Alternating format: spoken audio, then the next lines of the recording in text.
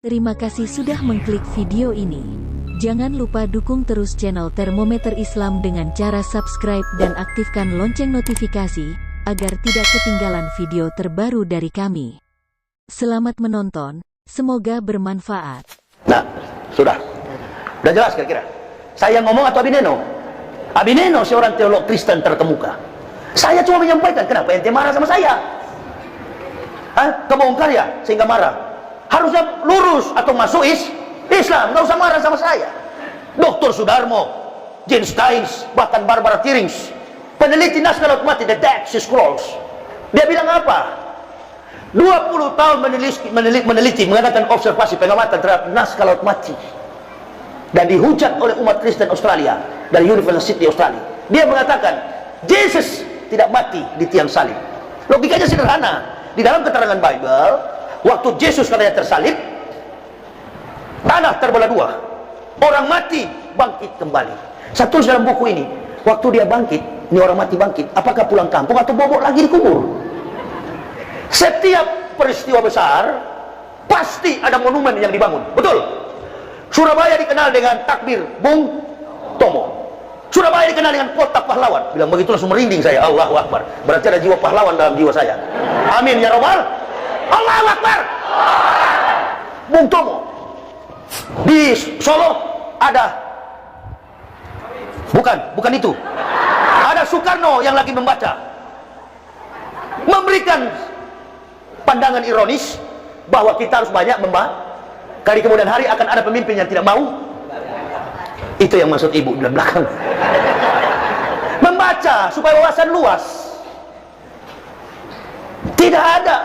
Memangnya gampang menyampaikan, menarasikan, kemudian mengkalkulasi setiap kalimat-kalimat, bahkan dalam pertemuan matematik isi daripada Al-Quran. Nggak mudah. Al-Quran ini sumber dari segala macam kompetensi ilmu, termasuk yang saya bilang tadi, Dr. Maurice Buckley. Sudahlah, pulang sajalah, menyerah sajalah, masuk Islam. Kita bilang begini, salah satu contoh, di mana Islam benar? Lepas dari pengetahuan kita tentang ayat-ayat suci Al-Quran, tapi dalam fakta dunia, penduduk bumi ini 8 miliar, umat Islam itu minoritas. Umat Islam itu cuma 1,7 sekian. Tapi kenapa kafir-kafir ini bersekongkol? La tazidana asyadana si adawatan lillazina amanu liyahuda wallazina asyrak. Al-Maidah. Sesungguhnya yang kamu dapati yang paling keras permusuhannya dengan orang beriman, Yahudi wal musyrik. Yahudi dan musyrik. Musyrik itu apa? Orang di luar agama. Mereka bersekongkol dan sekarang terbukti yang mengepung Islam, komunis, Yahudi, Kristen. Masya Allah. Begitu mereka kepung, sampai di instansi pemerintah sekarang sudah masuk ke dalam. Dulu kita kalau berdoa, ada acara apa saja, Masya Allah, 6 presiden di zaman dulu saling menghormati mayoriti orang Islam. Acara apa saja, tasyakuran, acara HBI Hari Besar Islam, selalu yang dihadirkan adalah ulama-ulama munajat kepada Allah dalam konteks doa menggunakan speak Arabic, bahasa Arab, atau doa dalam bahasa Islam. Sekarang tembus sampai ke gedung-gedung BUMD, BUMN pemerintah. Allah Bapak, Allah Ma. Saya dapat WhatsApp-nya di Garuda. Yang di bawah ini orang Islam tidak menghormati lagi kepada umat yang mayoritas. Apa sengaja dibuat? Apa mungkin ada satu manuver politik karena didukung dan dibantu oleh stakeholder? Ini sudah nyata-nyata. Sila kelima, kalau kita bermain-main dengan Islam ini, yang akan dipakai oleh Allah adalah alam dan malaikat. Ma'asyabah bimusibatin illa bi'idnillah. Kemanapun ente bermain, bermunafik terhadap agama ini, wahai para pemimpin, anda akan berhadapan dengan kerugian besar. Alam akan marah, Allah akan perintahkan alam untuk menjatuhkan musibah. Coba Ambon, Serang, belum itu baru biasa. Kemudian ada lagi tadi ancaman. Indonesia ini, pantai selatan Jawa, bukan lagi prediksi tapi ancaman 9,8 skala Richter. Jangan main-main kita. Allah beserta dengan orang-orang yang benar. Ini sampai di luar pemerintah. Allah Bapa, di pagi ini ya Allah Bapa. Dia akan menyebut Allah itu tidak pakai lam tasdid, jadi Allah Ma. Nah gitu. Padahal ini kata tulisan Allah ini dari lam, dia menggunakan lam tasdid. Seharusnya dia kalau pakai kata Allah itu harus menyebutnya sesuai dengan tuntunan dalam studi lineage Arabik atau studi Timur Tengah, dia menggunakannya Allah. Jadi boleh sebenarnya Departemen Agama usulkan L-nya satu saja, Allah. Begitu kan? Karena tidak sesuai dengan prosedur lineage dalam sebuah diftong atau tajwid yang kita pelajari sebagai makhrajnya. Begitu ya kalau dalam bahasa Arab kan? Sehingga ada etika, ada tartil untuk membaca itu. Membaca Al-Quran pun orang Islam tidak sembarang. Saya pernah ceramah di Darmo itu, sudah tua-tua, begitu saya masuk di Masjid Al-Falah Darmo, saya bilang sama pengurusnya, itu yang di ujung itu mualaf ya, karena baru belajar, sudah rambut putih, sudah berubah sampai jenggotnya putih.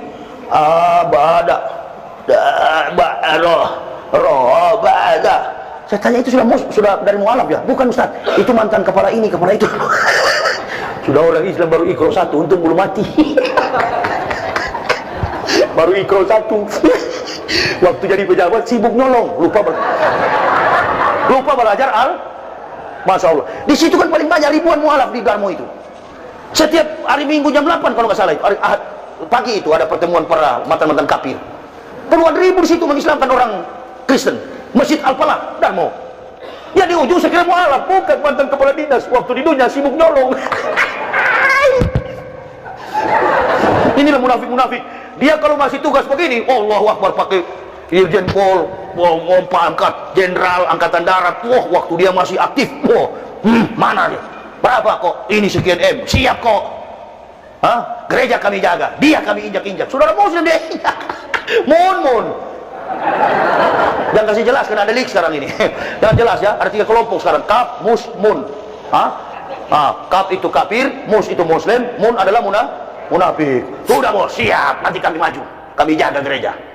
Wah, loreng baret miring begini, dia tidak tahu. Saya di Solo juga ada yang jaga baret miring begini, baret merah. Jangan bakar bendera tauhid ya. Enggak Ustaz. Siapa dia?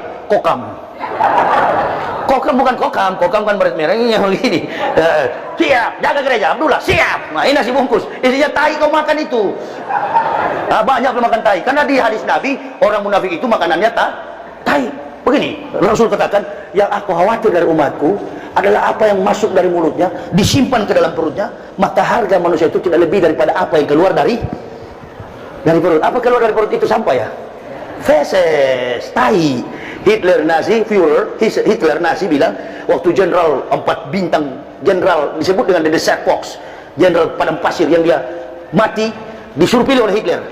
Goebbels yang datangi dia, namanya Jenderal Rommel. Jenderal ini ahli perang, kalau kita Sudirman, ahli strategi perang. Jerman tak pernah kalah karena dia ini, Rommel ini. Kenapa? Dia ahli strategi perang padang pasir, sehingga disebut dengan gelar The Desert Fox, rubah padang pasir. Nah, ketika mau dieksekusi mati, Allahu Akbar, disuruh pilih oleh Hitler, you minum cyanide atau disidangkan secara mahkamah militer. Dia bilang minum cyanide aja. Kenapa? Karena dia munafik terhadap Hitler, dia berkhianat. Muncullah kalimat Hitler, orang pengkhianat, orang munafik seperti lalat di atas feses. Dia mau putar-putar di atas tai, yang dia makan adalah banyak pemakan tai di akhir-akhir ini. Saudara Muslim ditelan mentah-mentah, dia cari muka sama kafir. Sudah bos, sudah ini darahnya baru saya cuci. Sudah selesai. Terima ini. Masya Allah. Mahasiswa demo ngomong di YouTube, disinyalir. Di balik gerakan mahasiswa ini ada Islam radikal. Ente ngomong Islam radikal, ente agama mau opon toh. Betul apa betul? Setelah sudah berdarah-darah baru pura-pura datang basuh, sapu. Hidup manusia itu biar tak punya apa-apa dalam rumah tangga, nggak makan apa-apa. Ya Bu ya, Bu. Apalagi ibu-ibu sekarang ini kan udah tenang jiwa mereka. Begitu Jokowi dilantik kan sembako murah semua sekarang. Ya Bu ya. Karena itu coba lihat, alhamdulillah katanya. Ya Bu, iya Bu ya. Saya bilang gula 2.000 sekilo, ya Bu ya. Minyak goreng 4.000, ya itu alhamdulillah katanya. Iya katanya, Masya Allah ya. Pengangguran juga insya Allah digaji. Tunggu aja sampai yang kencing kalau dapat itu. Iya Bu ya. Bu, kita ramaikan aja masjid dengan itu ya Bu ya, dengan dakwah Bu ya. Bu, kita ramaikan masjid dengan dakwah ya. Ini yang paling banyak ini kalau hadir di mana-mana ini. Ibu suka dakwah yang keras atau lembek Bu? Yang keras, Masya Allah. Panjang atau pendek ceramahnya?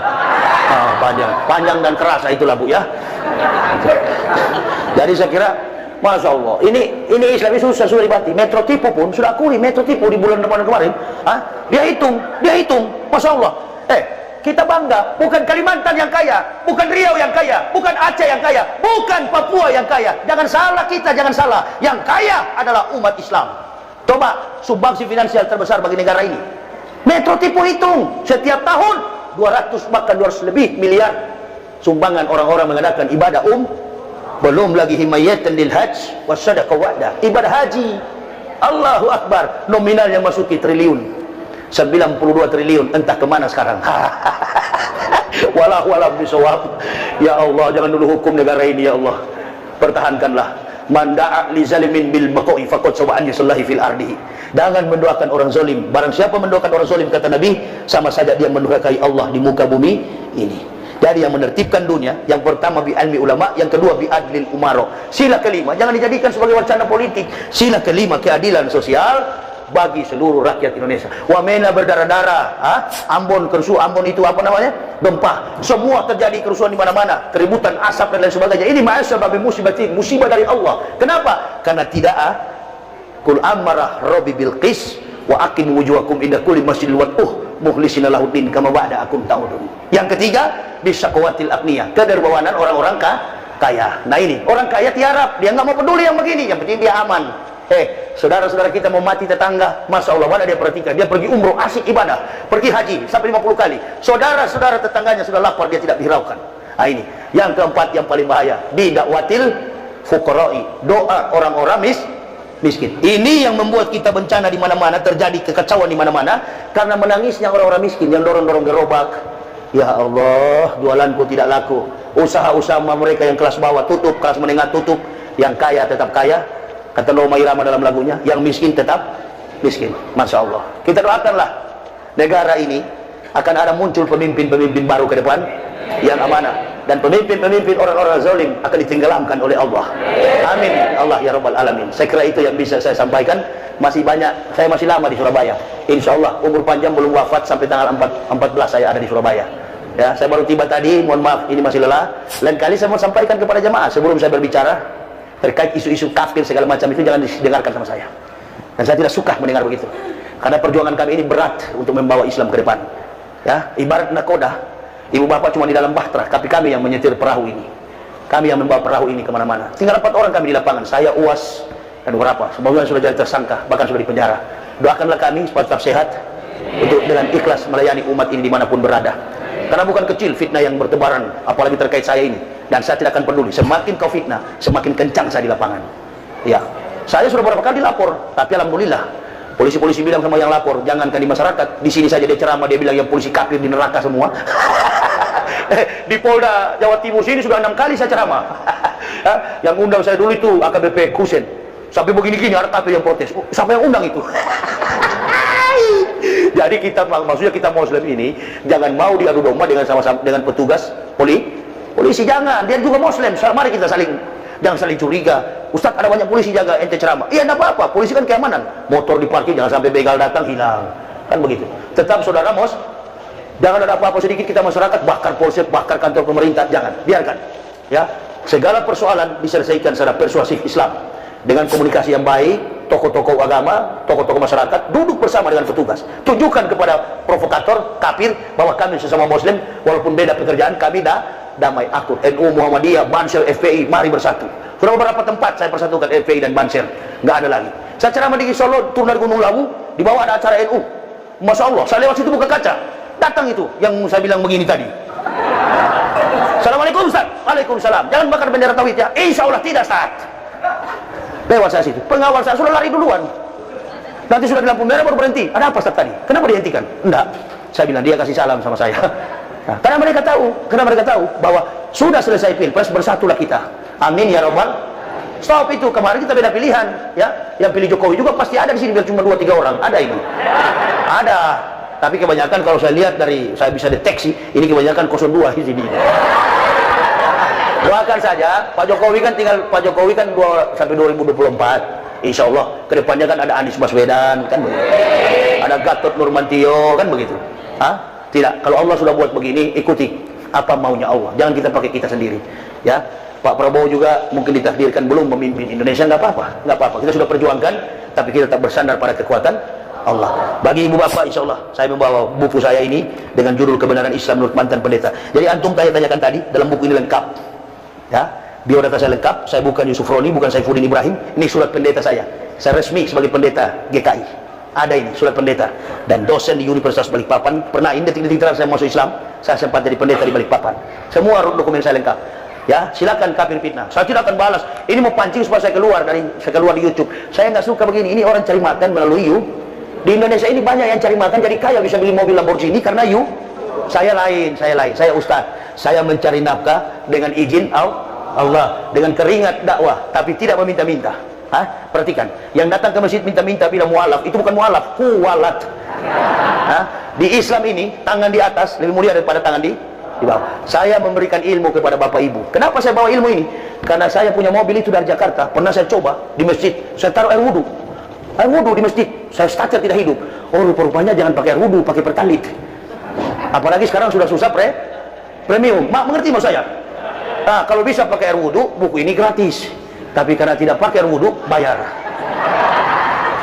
Iya, kalau minta-minta nggak boleh. Tapi kalau sudah disiapkan panitia, apa boleh buat? Saya kira begitu ya.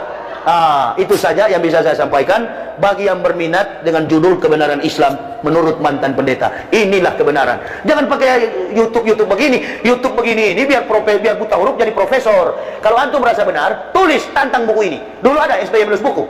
Ada Source Adi Condro, filsuf dari Jogja. Gurita Cikeas, betul kan? Gurita Cikeas. Seminggu kemudian ditantang oleh SBY, tumbang buku itu. Nah, ini kebenaran Islam menurut mantan pendeta. Ada 19 judul buku yang saya tulis. Ini yang salah satunya, 400 halaman. Setiap buku saya ratusan halaman. Antum kalau mau tantang saya, tantang dulu yang satu ini, baru 18 buku lagi kau tantang.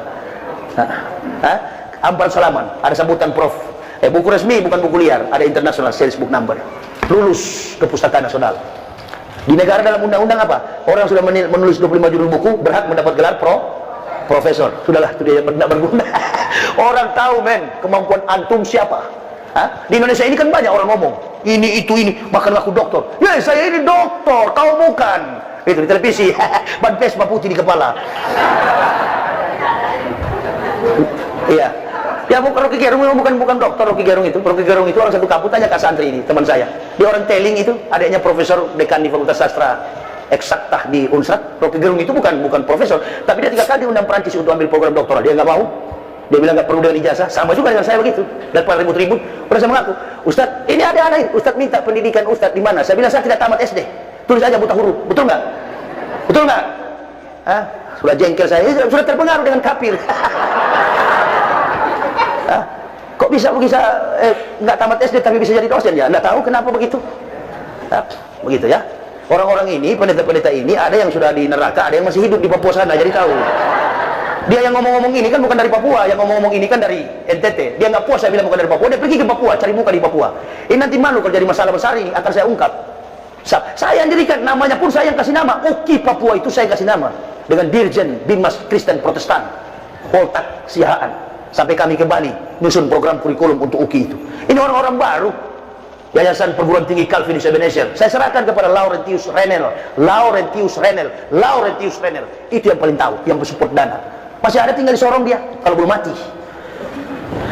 Ini sebenarnya saya malas membuka-buka begini. Yang saya bukan mau cari apa juga jaminan saya sudah keluar sakit hati karena saya keluar dengan usia muda, energik dan yang berguna, kemudian jadi keuntungan bagi agama Islam. Nah, itu yang mereka jengkel.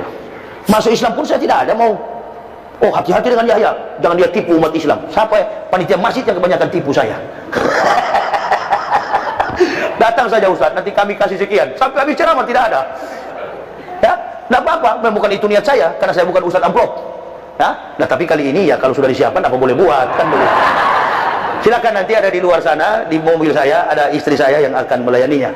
Saya kira kajian kita sampai di sini. Insya Allah besok kita jumpa lagi di masjid yang sebelah. Apa itu?